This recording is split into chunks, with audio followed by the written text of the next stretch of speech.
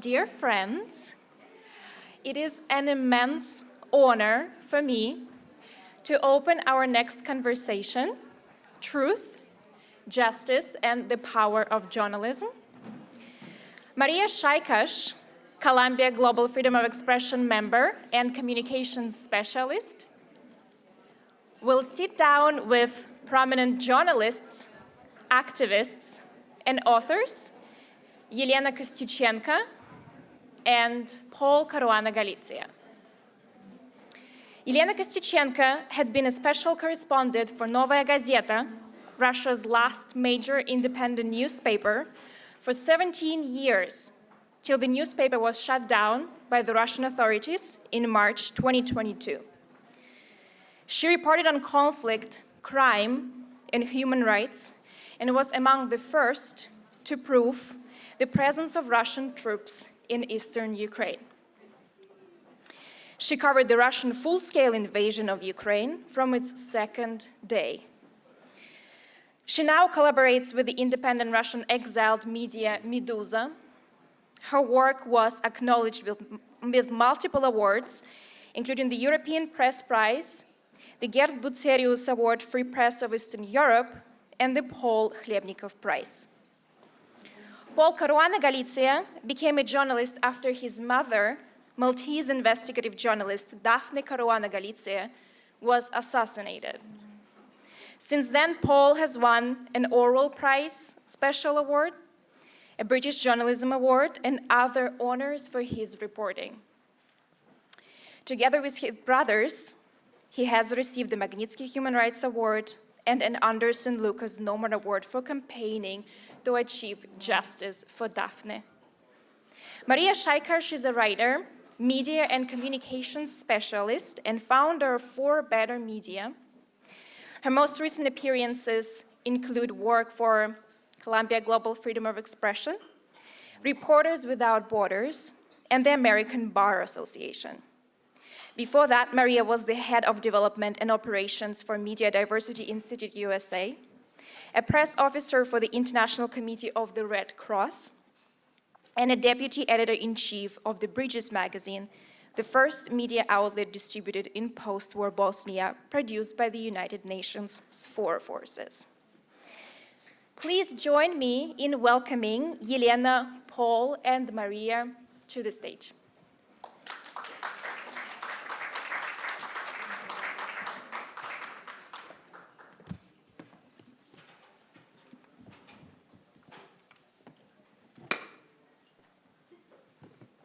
Thank you, Nastya. Welcome everybody to Truth, Justice, and Power of Journalism. It will be about an hour-long conversation with Elena and Paul. We will leave some time for your questions. If you like our conversation, you can purchase their books at the back, and I encourage you to do so. Both books are phenomenal. And yes, Elena Kostyuchenko, Russian currently living in exile, the author of I Love Russia, Reporting from the Lost Country, a collection of her reporting in the last 15 years, combined with more personal narratives. And then Paul, welcome. Paul Caruana Galizia, A Death in Malta, An Assassination, A Family Quest of Justice. Focuses on his mother, Daphne Caruana Galizia, who was one of the best-known investigative journalists, a founder of investigative journalism in Malta, I would say. And she was assassinated because of her investigations in the highest echelon of Maltese government and businesses. Both books can be understood as really in-depth research political landscapes of Russia and Malta. In both books, our authors are seeking the truth, but possibly more interestingly, both books are deeply emotional. When Elena writes about growing up in Russia and the ordinary lives of Russian people, she's very nuanced and emotional. Paul's book can be also understood as deep love of three sons towards their mother. By all accounts, Daphne Caruana Galizia was an exceptional woman. From Paul's book, we learned that she was the first journalist of any gender in Malta to sign her columns. The act so extraordinarily that people ask her, does your husband write it for you? After newspapers yield to pressure to stop publishing her investigations, she became an early adopter of media technology, setting up a blog called Running Commentary. Her blog had a greater readership than all the Maltese newspaper combined. Finally, she was, as I said, a pioneer of investigative journalism and to extend the civil society in Malta. So Paul, in the book you say, our friends' parents often ask us, why is your mother still writing? It is so dangerous for you boys, she should stop. She herself wrote that the greatest enemy of freedom of expression is fear. Tell us more about her, and especially what was the force behind her truth-seeking journalism that transcended fear? So as you said, she was the first person in the country to start writing a political column under their own byline. And that was in 1990. And so up to that point, there was still a total culture of fear and silence. That came out of this period, really my mother's formative years in the 70s and 80s in Malta. So Malta decolonized in 1964, the year she was born. And the country, instead of going on this path it had promised itself of being free and open, in the 70s started closing off from the world and started aligning itself, rather than with the West, with, say, China, North Korea, Libya, the Soviet Union. And so it became a very closed place. And for a child, it meant, for example, not being able to buy the comics you wanted, the clothes you wanted, and so on. But because we were a colony, this outside world was brought to her. So we still got British publications. And she began asking why are their lives so different to ours? Why don't we have those things? Why can't we say these things?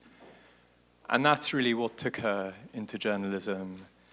And she made the decision very early on that if she is going to be a journalist, then it has to be with purpose, in the sense there's no point doing it if you feel you can't write this or that, use your name. That it would have to be the whole thing. Thank you. And Elena, for many years you were a reporter of Novaya Gazeta, a newspaper that you call your other family. You write that 6 of your colleagues were murdered in connection to their work, and I fear that the number might be even higher today. When you were told by your editor that you were in danger and may be assassinated, your first thoughts were nevertheless, how do I return and continue reporting?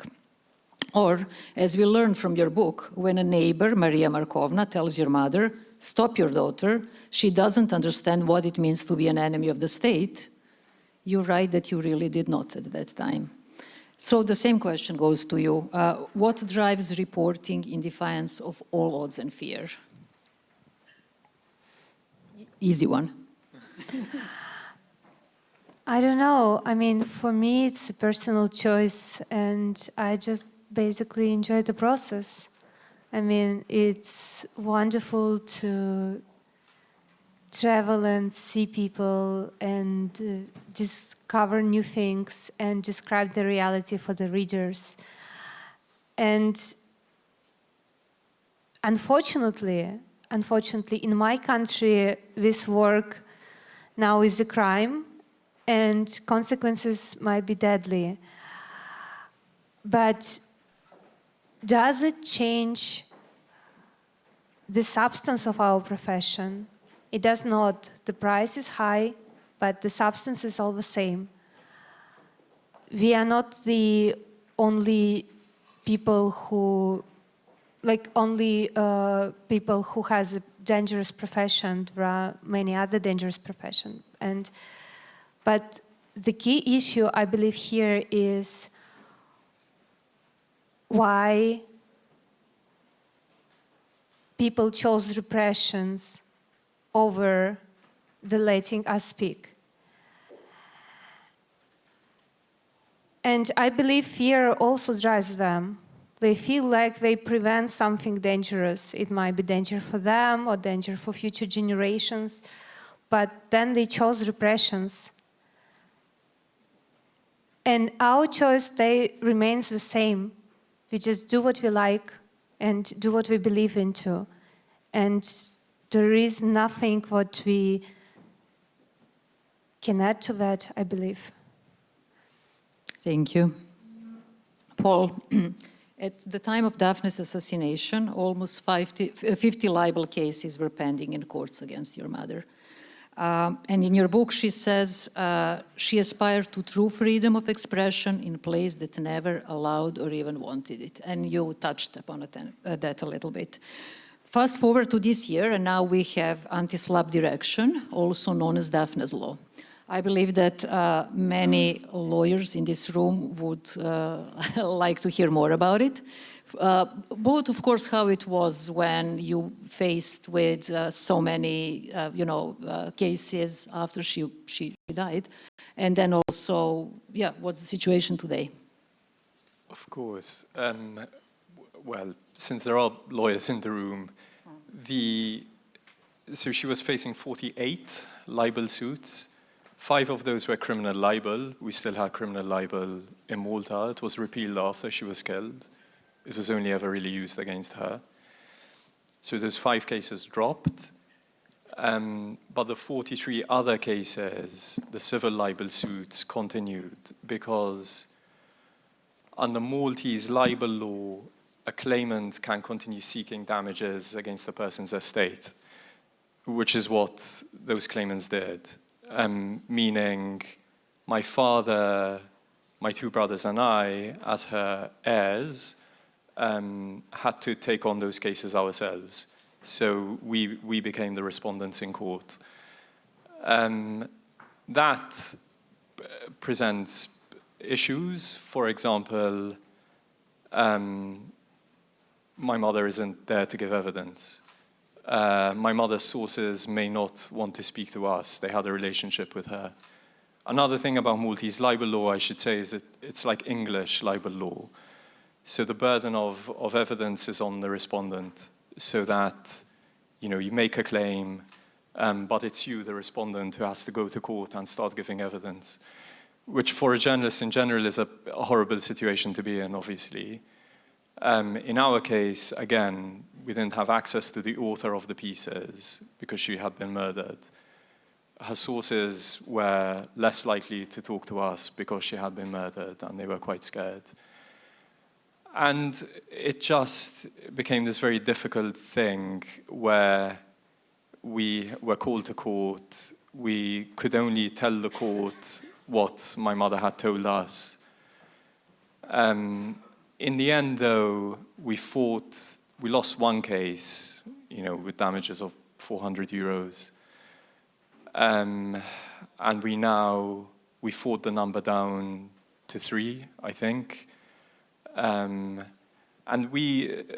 to come to the anti-SLAPP directive, that was born out of this experience that there was in Malta and many other EU member states no anti-SLAPP measure like there is in many states here.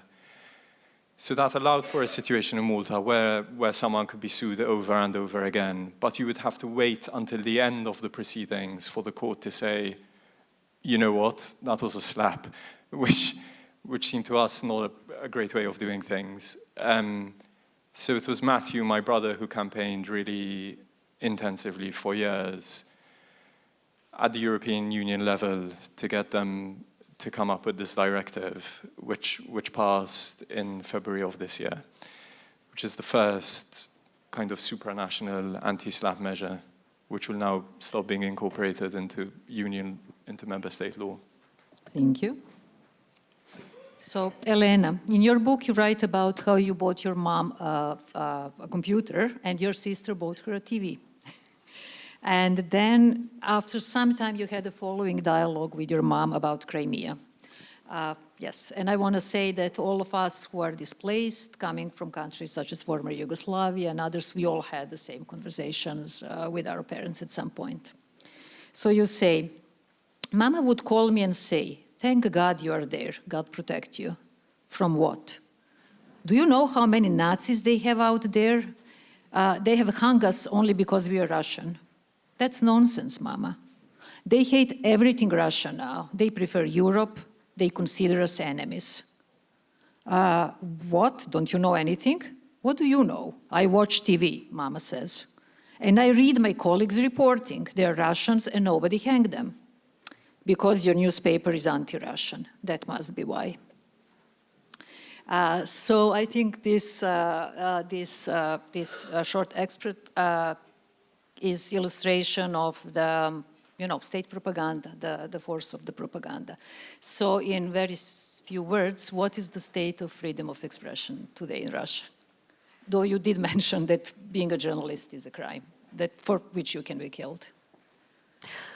Well, the freedom of expression is denied in modern Russia. We have forbidden words like war, occupation, aggression. Contextually, it also can be rape, murder.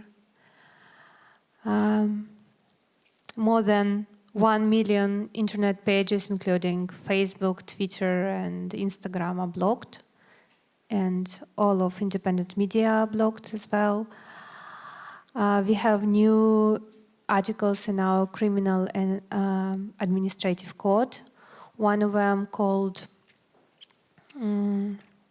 they called it just fake news, but it's like deliberately false information spreading about the war, about the usage of Russian armed forces. And basically it's every information which is controversial with the information from Minister of Defense. And spreading this information, it's up to 15 years in prison, and it can be a group crime. So basically, when I reported from Ukraine and my newspaper chose to publish my reporting, they were all in danger because, like, we all can go to jail. Not just me, but, for example, the accountant who transferred me money for his trip and like editors. And another one article is called you could say in Russian. Yeah, well, like a discreditation of the usage of la la la la la. And it's basically can be any emotional response which is not positive about the war. And first it's fine, but if you stop continuing not loving war, it's up to 5 years in prison. And every day some of Russian citizens goes to jail and prison for protesting the war or for just discussing it. So we are in very, very low state, but it didn't just started from the war. It started way before. And it was a long, long, long way to that. Thank you. So, Elena, in the acknowledgements you say, I wrote this book having lost my home and my country. From your essay published in magazine N+1 and then later redistributed and translated and carried by various magazines in English, we learned that the last year you were likely poisoned by the Russian state. During your life in exile, you wrote this wonderful book. What is next for you? Well, my health improved, so I'm back into the field. I just recently traveled to Ukraine and I'm about to write my reporting. I want to write a second book, which is also about a big crime, but another one. And I want to be a mother, and this is my life plan. And I just got married, so congratulations! Thank you. Yes. Yeah, so there are some nice things in your like immediate future. We are happy to hear that. Yeah, I mean, I believe it's very important not let those people take life from you, not let them to be on your mind constantly, so you can move on, you can work, you can do important things. And, well, I cannot say I'm such a smart and optimistic person. I got it all by myself. My wife helping me to realize it. And it's very important to have someone on your side when you're exiled. So I'm very lucky to have her. Thank you. Paul, in your acknowledgements, you say that all proceedings from this book and your projects that grow out of it will go towards the work of Daphne Caruana Galizia Foundation. After passing the Daphne's Law, what is next of your agenda? So the foundation, which my eldest brother Matthew runs, is primarily focused on the criminal proceedings in her case. So there are two really important sets of proceedings, the first being against the man accused of commissioning her murder, and then another against 3 men who supplied the bomb used to kill her. But more broadly, the foundation has already started supporting investigative journalism in Malta, which has always been difficult. After my mother's murder became obviously harder. And so Matthew's kind of brought different newspapers in Malta to collaborate over the same stories. And they've done already some really important corruption reporting. So these were forbidden stories? No, Forbidden Stories was the group of journalists who formed really immediately after she was killed and carried on her stories. So we were put in a position of having all her material, but of course we couldn't do anything with it ourselves. It had to be handled independently of us. And so we started speaking first to The Guardian, then to Reuters, and then a broader group backed by Forbidden Stories formed around them. In the end, it turned out to be one of the most important things we did, because those journalists broke really important stories. The first round of reporting revealed really serious, really grand corruption around the power station deal, which my mother had been investigating. The second round of reporting they did revealed the ownership of a shell company, and that owner turned out to be the man who commissioned the murder. Yeah, and then Forbidden Stories were a great example of, journalists across the countries in solidarity working together. They are really astonishing group of journalists. They're some of the best in the world, in my opinion. And they were totally dedicated to the stories, took on enormous risk. And they are a great example of collaboration and the importance of that public interest journalism. And then just briefly, what is next for you? Oh, I got married and had a child. I wish I had left it a bit longer, but it was from the same place. I remember telling myself, you can't let it take over completely, or you can't let the ugliness take over completely. In the end, that's also a statement of resistance, but you have to carve out these places. I'm different to Elena in that I became a journalist after my mother was killed, and I slightly begrudge the time I wasn't a journalist. I'm just happy to continue doing that. Before we open up the floor for questions, Elena, do you maybe have a question for Matthew? Paul, Matthew's Paul, sorry, yes, Matthew. Happens a lot. Yes. Yeah.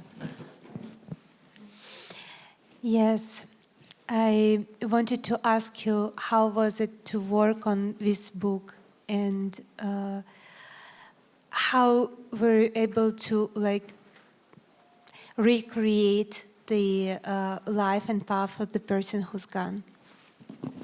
The funny thing is this, I thought the hard part would be the murder, but in the end, that was so well documented through, investigative reports, court transcripts, and so on.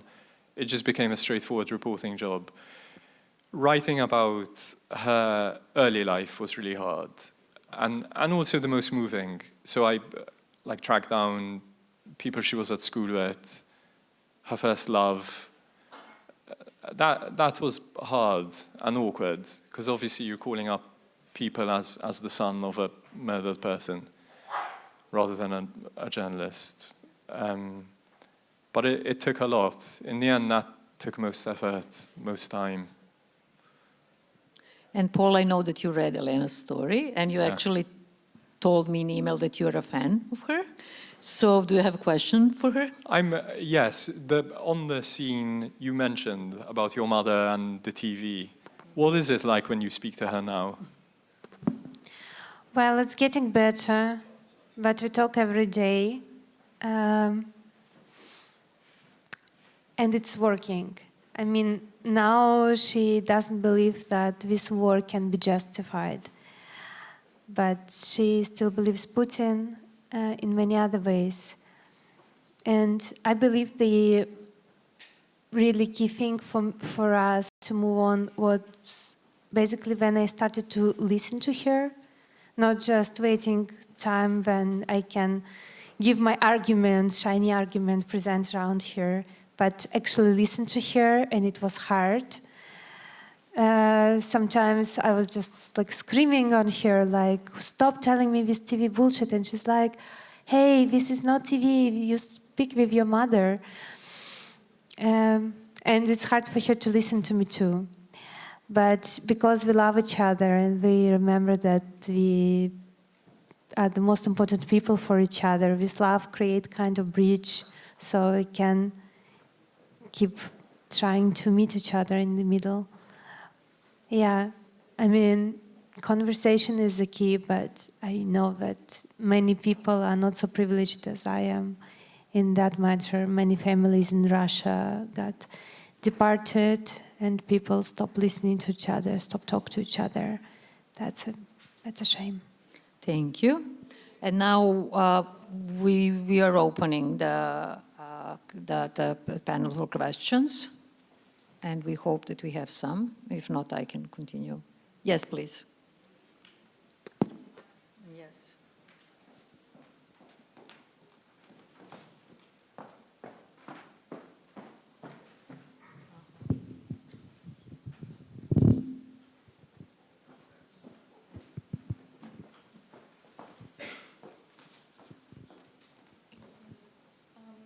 My name is Anastasia. I work for Columbia Global Freedom of Expression, and I study nonfiction writing at Columbia University. I come from Russia. I come from a small place in the Urals. And my question is for Elena. Elena, I think your reporting, that's in the book, the reporting on ordinary people, marginalized people, on the faraway regions is exemplary. And my question to you is, how do we, journalists, writers, continue doing that from exile? It's a tough question. It's like the main question all of us have now. I mean, investigative people, they keep investigating, they do a scene and all the stuff. But for reporters who can basically describe only what we see and hear, that's an issue. So for me, I chose that I would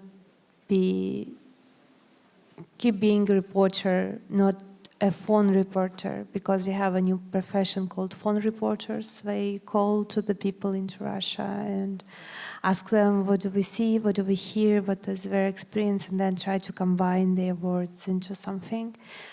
So I decided that I don't want to do that, but I want to be in the field. And I decided that I will be in the places where Russia affects other people and other countries, like Ukraine, but not only Ukraine, there are many other places like that. All media working in exile are collaborating with people inside of Russia, with very young reporters. Most of them are really young, I say 18, 19, 20 years old, who step into the profession into the darkest time and who are basically describing what we see and hear and do what we did before. We're helping them to learn more about profession, but basically they're helping us so much way more, and they're true heroes. Thank you. Is there another question?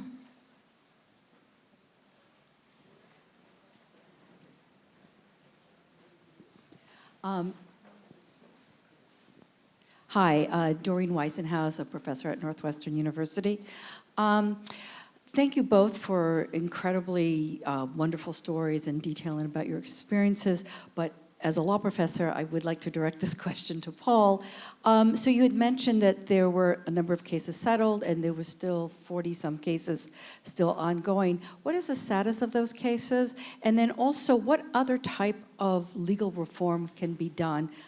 We mentioned, obviously, the anti-SLAPP directive, but is there anything more that the EU or other countries can do? So the status of the remaining cases is that the proceedings are ongoing, and there's one case brought by the former Prime Minister who is the one who keeps asking for adjournment. In other cases, we're put in a position where my father submits an affidavit saying, my wife told me this, and my brother will do the same, and the court considers them. On reform, I mean, this comes from an obvious place of self-interest, but the idea that you can continue suing people after they're dead is an obvious place to start. The anti-SLAPP directive is another. So the thing about Malta is damages in libel suits are capped at 11,400 and something euros, so they're not all that high. But then legal costs are very low, unlike in England. So the way people do it is they just file loads of cases. And though the respondent has to pay court fees to file a response, meaning you're already hit, before the court even starts hearing your case. So there was one man who sued my mother 19 times over the same story. So of that 43, 19 were his. He's dropped them all, by the way. But simply to respond to his 19 suits, she had to pay court fees totaling 7,000 euros. So that's before the lawyers, before anything. So I think that will be covered by the anti-SLAPP directive, right? You can't, those 19 suits were over the same story, right? That clearly shouldn't happen. And I think, though, the bigger change that needs to happen in Malta is this idea that that people resort to libel law all the time for even these really kind of small, what they believe are small claims against them. I think that culture has created a situation where people think a story is only true if a Maltese court decides it is. You know what I mean? That's the sort of baseline assumption. And that is starting to happen, I think. Thank you.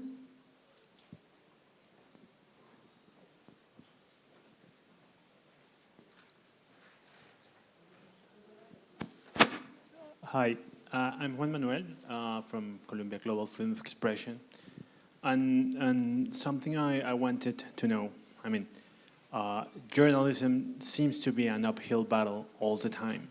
We're constantly underfunded, we're under a myriad of different threats from different agents and stakeholders in many different fields. And I have two questions for both of you. The first is, what motivates you to keep on going? What do you find in exercising this profession that it is so important that even when facing threats against your own integrity, your life, you wake up every morning and say, okay, I want to keep doing this. I need to keep doing this. And my second question is, what would you say to lawyers, to stakeholders, to policymakers? What would you want them to understand about the exercise of journalism? If you could distill a message for such a group, what would that message be for them? Thank you. Elena, do you mind starting off? Sure. I guess what keeps me going is curiosity, and also I'm a very stubborn person. I don't like to be interrupted. It's actually a nice way to spend your life. You discover new things all the time, and you are very attached to the reality, and then you get detached from the reality. Profession punishes you, so you all very real. It's good. I don't believe that we are the fourth power. I'm sorry, at least not in Russia. But if I believe in some higher purpose of journalism, where just deliver information by request, it would be creating invisible connections between people, make people less strangers to each other. And I believe those invisible connections, then people care about each other, though we never saw each other. Actually, it's something what keeps the world together. Not the politicians, not the UN, not the map, not borders on the map, but these connections between people's hearts. And what I wish to say to all those important people who define our lives so much, we're just describing the reality. We like this, and here my English goes away. You know, when car is driving, tires touches the ground, and there is this special force that makes them touch to the ground. So we have this special force. We make people get attached to the reality. If car doesn't touch the ground, car goes away, everybody dies. Our work, though it doesn't feel so in the moment, is beneficial for every country, every state, every regime. It's important that we would keep spending our life this way and keep telling people what's happening around us. And no purpose of preventing immediate danger can be used as an excuse for repressions. It's how we lost our country, so please don't lose yours. Thank you. Yeah, this was wonderful. And now, Paul, no pressure at all, but something about life and... Something about... and journalism as a higher power, and then address the lawyers. And then address the lawyers. I think this. In the end, it was journalism that changed Malta. It was journalism that exposed Malta's trajectory to this mafia state, and it was journalism that brought it back. And that's in some ways a horrible thing for me to think and say because my mother was killed. But there was complete institutional failure, and that she was killed rather than a judge, an MP, a magistrate, tells you something, I think. And it is an uphill struggle in most places, but I don't know, like, it's also a sort of golden age of journalism, because some of the stories people are working on, the corruption they're revealing, is extraordinary. And it's the work of journalists. That is the case in Malta, certainly. It's the case in the UK, where I live now. And on why people do it, like Elena said at the start, it's mostly fun. Reporting can be really, really fun. It feels like a privilege.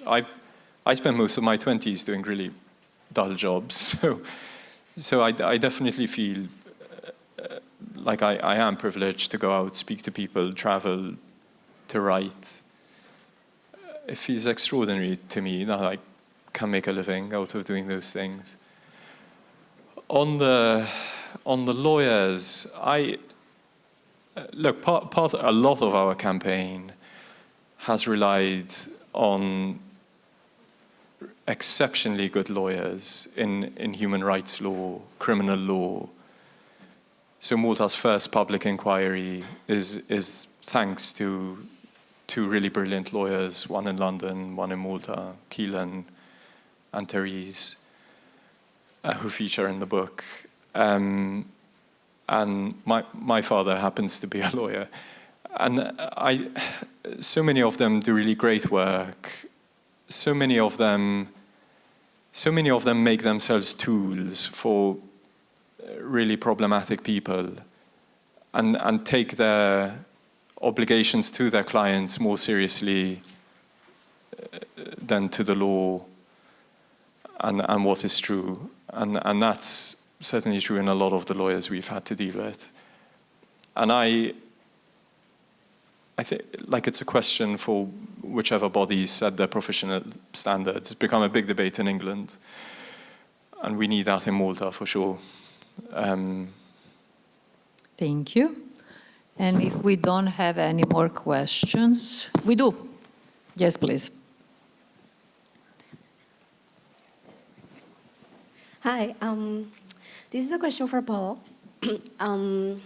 I've heard it said several times that the most uncomfortable thing is to have a writer in the family.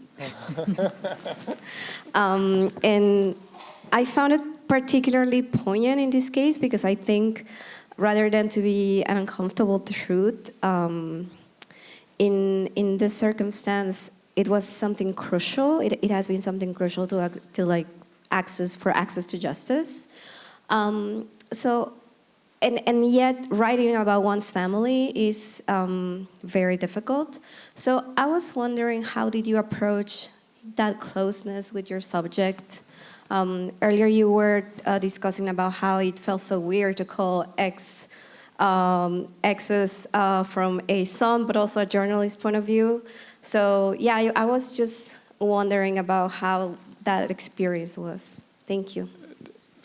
It was difficult is the summary answer. And we were a very private family, and especially my maternal grandparents, who are both still alive. And I started by interviewing my maternal grandmother a lot, and we spoke for days, many hours, for many days.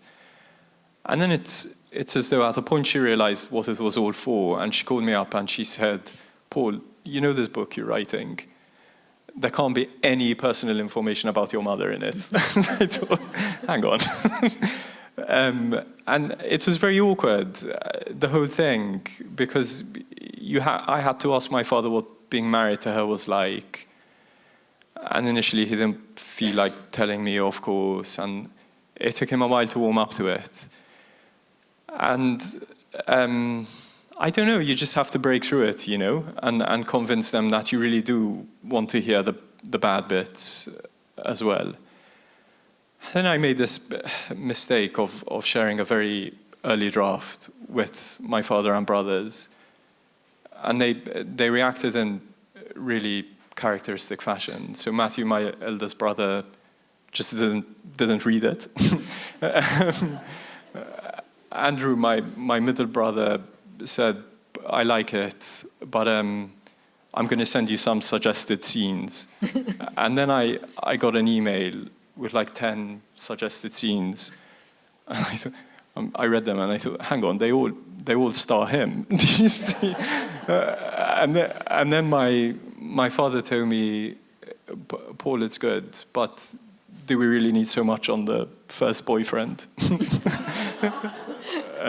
And then I shared no other drafts with them after that. So we heard a lot about Matthew's writing process. I think it's only fair to hear a little bit for the end about Elena's writing process, if you don't mind sharing. Sure. Well, I was thinking about this book for like 7 years before I wrote it. So my writing process is endless procrastination.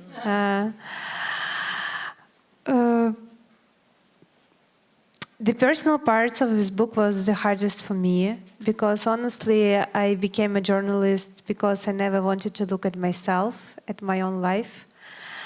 And here I had to, because I cannot describe how my country ended up being fascist country, excluding my story from that, just pointing fingers at our people and look how we lived, look what the wrong choices we did. Like, no, it's not an option. So I pointed finger on me and looked at myself, and I didn't like what I saw, but I had to write it down, so I did. And there is a saying that behind every book there is an invisible woman.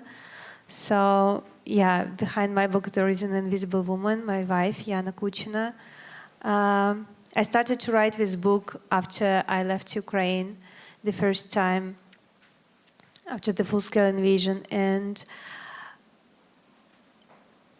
I mean, I had PTSD, and it was really challenging for me to lose my country and to won't be able to come back home. And I was basically falling apart. And my wife said, you do your writing, I will do the rest. And for months she did the rest. She cooked, she cleaned, she made sure that I sleep, that I eat, that I drink. She read my first drafts and told me then it's working, then it's not. One draft she made me rewrite 4 times. I will remember it forever. But yes, without her, my book wouldn't happen. And that's like how I do it, like procrastinating, crying, writing, and using other people's support. Thank you very much. Thank you. Big thanks to all invisible women behind our books, your mom, your partner. And I'm cutting it short on purpose because I would like you all to have opportunity to talk to authors a little bit. And also if you want their books, they're over there to purchase and they can sign them for you. Thank you very much. Thank you so much. Thank you.